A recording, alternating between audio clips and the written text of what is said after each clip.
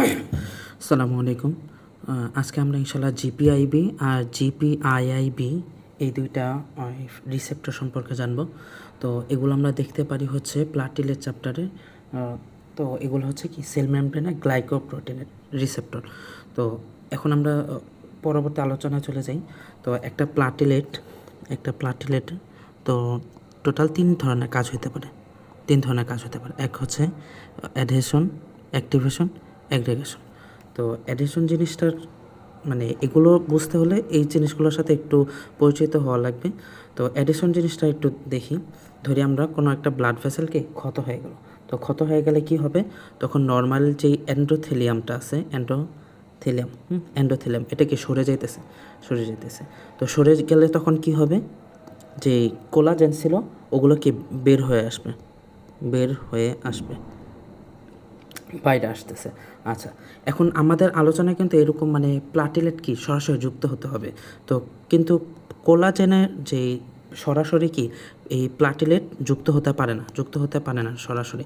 তখন কি হতে হবে, তখন কোলাজেনের সাথে আরেকটা জিনিস যুক্ত হয়, এটা হচ্ছে VWF।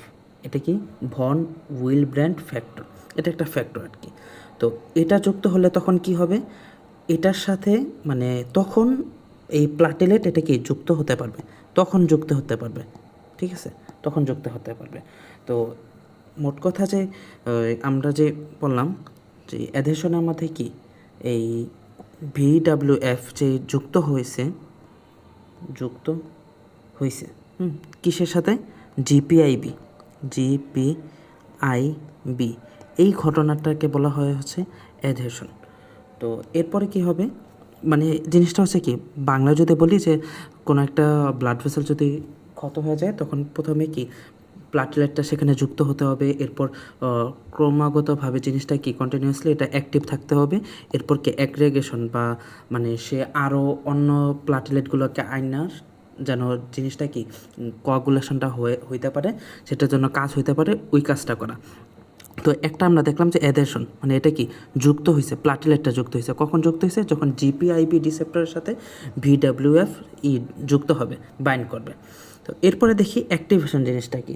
অ্যাক্টিভেশন জিনিসটা হচ্ছে, তো আমরা এক জিনিসটা যে দেখলাম যে প্লাটিলেটকে যুক্ত হয়েছে, তো প্লাটিলেটকে একটা প্লাটিলেট দিয়ে কি ব্লাড কোয়াগুলেশন হয়ে যাবে না, আরও অনেকগুলো লাগবে না। তখন সে কী করবে, যে একটা যে যুক্ত হয়েছে মানে এটা করবে কি অন্য প্লাটিলেটগুলোকে ডাকবে। তো এই জন্য কী করবে, এডিপি পরে হচ্ছে থ্রোম্বোক্সেন, পরে হচ্ছে সেরোটোনিন, এগুলোকে রিলিজ করবে। তো রিলিজ করলে কি হবে, অন্য প্লাটিলেটগুলোও কি অ্যাক্টিভেট হবে। তো আমরা কিন্তু পড়তেছি অ্যাক্টিভেশন। তো অ্যাক্টিভেট হবে, তো অ্যাক্টিভেট হলে তখন কি হবে, যে অ্যাক্টিভেট প্লাটিলেটের মধ্যে যে জিপিআইআইবি এটা যে রিসেপ্টরটা এটা কি খুলে যাবে।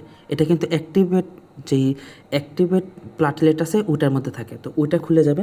তো ওইটা খুললে কি হবে, তখন ওই জায়গায় ফিব্রিনোজেন বাইন্ড করবে।